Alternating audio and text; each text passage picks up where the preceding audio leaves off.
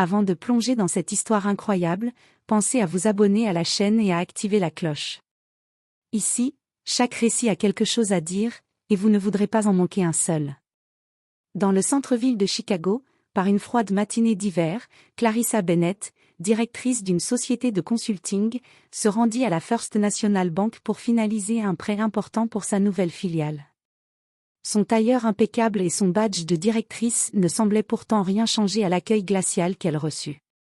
Dès qu'elle franchit la porte, un employé de banque, Ryan Caldwell, la fixa d'un regard condescendant. Après quelques échanges, il refusa catégoriquement de l'aider. « Je suis désolé, madame, mais nous ne pouvons pas traiter votre demande aujourd'hui. » Sa voix était polie, mais son ton chargé de sous-entendus. Clarissa, surprise et vexée, tenta de montrer ses documents, son titre et ses références, rien n'y fit. Le refus était immuable. Quelques minutes plus tard, Clarissa sortit, le visage fermé mais les yeux étincelants de détermination. Elle savait exactement ce qu'elle allait faire. Elle n'était pas simplement une cliente mécontente, elle était une leader capable de transformer n'importe quelle situation en opportunité. 10 minutes plus tard, Clarissa entra de nouveau, mais cette fois dans son bureau. Un simple appel à son assistant, et en moins de temps qu'il n'en faut pour dire « injustice », toute l'équipe de la First National Bank responsable de ce refus se retrouvait en visioconférence avec elle, écoutant avec stupéfaction les conséquences de leur comportement. Les contrats étaient suspendus, des évaluations rigoureuses étaient lancées, et certains allaient perdre leur emploi. Ce que Ryan et ses collègues ignoraient, c'était que Clarissa n'était pas une cliente ordinaire, et que sa patience avait des limites. Dans son monde, le respect n'était pas négociable, et chaque action avait sa conséquence. Ainsi commençait un jour où un simple refus allait se transformer en une leçon mémorable sur la compétence, l'humilité et le pouvoir de ceux qu'on sous-estime. Le vent d'hiver s'engouffrait dans les rues de Chicago, faisant claquer les vitrines et hérissant les manteaux des passants. Clarissa Bennett entra dans la First National Bank, son sac en cuir noir sur l'épaule, son badge de directrice accroché à son manteau. Elle était ici pour un prêt crucial, destiné à ouvrir une nouvelle filiale de sa société de consulting. Dès qu'elle franchit l'entrée, elle fut accueillie par un sourire poli mais froid de Ryan Caldwell, le chargé de clientèle. « Bonjour, madame. Comment puis-je vous aider ?» dit-il, d'un ton qui sonnait plus comme une formalité que de la courtoisie. Clarissa sortit ses documents et expliqua clairement sa démarche. « Je viens finaliser le prêt pour l'ouverture de notre nouvelle filiale. J'ai tous les dossiers et les références nécessaires. » Ryan fronça légèrement les sourcils et posa son stylo. « Je suis désolé, madame, mais nous ne pouvons pas traiter votre demande aujourd'hui. Vous comprenez, certaines procédures ?» Sa voix s'éteignit, remplacée par un regard de doute presque imperceptible. Clarissa sentit la tension monter. Elle avait déjà affronté des centaines de situations stressantes, mais ce refus semblait différent. « Ryan, je suis directrice et j'ai respecté toutes vos conditions. Pouvez-vous m'expliquer exactement pourquoi je ne peux pas obtenir ce prêt ?» Ryan se racla la gorge et marmonna « C'est juste, la politique de la banque. On ne peut rien faire pour vous aujourd'hui. » Une autre employée, Jessica Miller, se joignit à lui avec un sourire forcé. « Oui, nous devons suivre les procédures. Même si tout semble en ordre. » Clarissa comprit alors que ce refus n'avait rien à voir avec les procédures. Il y avait une hésitation dans leur attitude, un jugement qu'elle ne pouvait ignorer. Son sang se glaça, non pas de peur, mais de colère contenue. Elle prit une grande inspiration et dit calmement, « Très bien.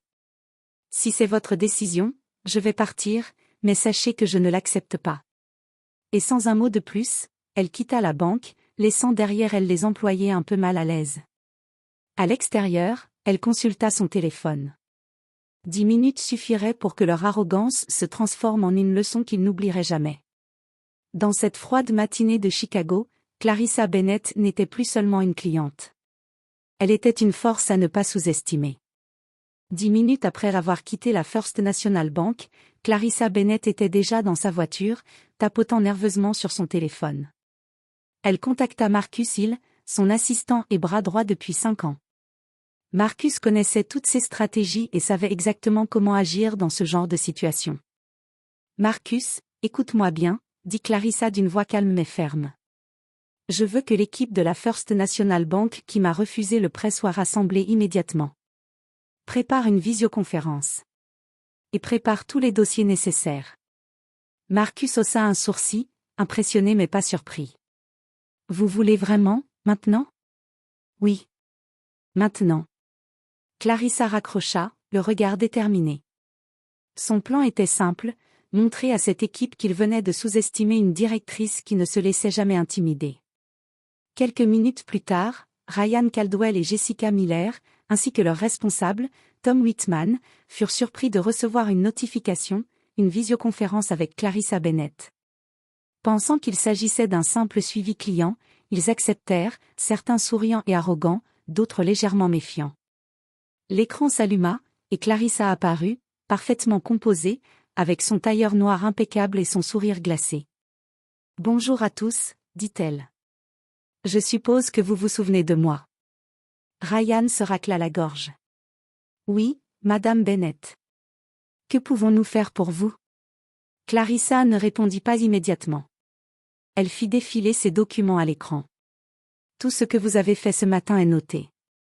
Votre refus, vos hésitations, tout. J'ai décidé de prendre des mesures. » Tom Whitman fronça les sourcils. « Des mesures? Attendez, nous ne comprenons pas. » Vous comprendrez bien assez tôt, répondit Clarissa calmement.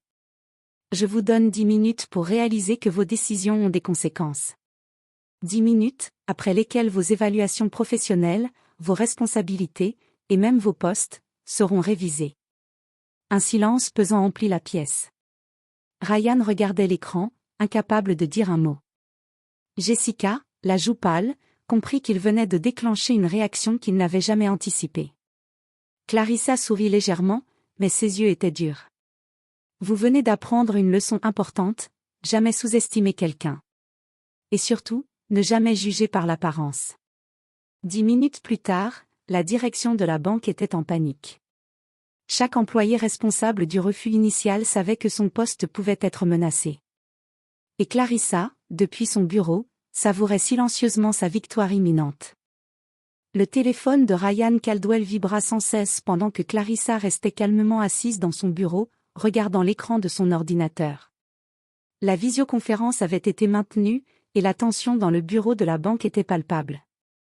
Tom Whitman et Jessica Miller échangeaient des regards inquiets, sentant que la situation leur échappait complètement. « Clarissa, s'il vous plaît, expliquez-nous ce que vous voulez exactement », dit Tom d'une voix hésitante. Mais son assurance habituelle s'était évaporée. Clarissa sourit froidement. « Ce que je veux, c'est simple. Votre comportement ce matin est inacceptable. Vous avez jugé ma capacité et mon sérieux avant même de vérifier les faits. Vous avez refusé un prêt validé par vos procédures internes, simplement à cause de préjugés. » Jessica déglutit, incapable de soutenir son regard. Ryan, de son côté, tentait de trouver une excuse. « Madame Bennett, nous ne voulions pas. »« Ne vouliez pas » interrompit Clarissa, sa voix tranchante comme du verre. « Vous avez choisi d'ignorer mes documents, mes qualifications, mon titre, et c'est exactement pour cela que je suis ici. Vous allez maintenant voir les conséquences. » Elle fit un geste, et Marcus il fit apparaître à l'écran des copies de rapports, emails et documents internes confirmant le comportement des employés ce matin.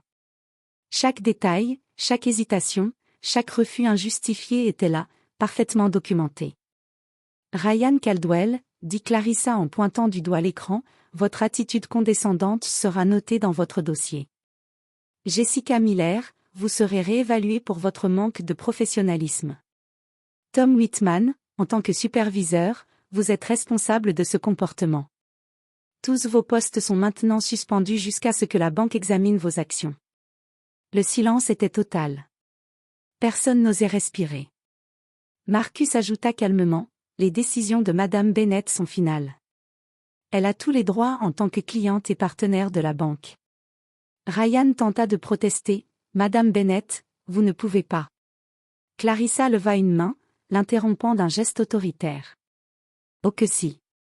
Et croyez-moi, si vous aviez été juste et respectueux ce matin, nous ne serions pas ici. » Quelques minutes plus tard, la banque confirma officiellement la suspension et l'ouverture d'une enquête interne.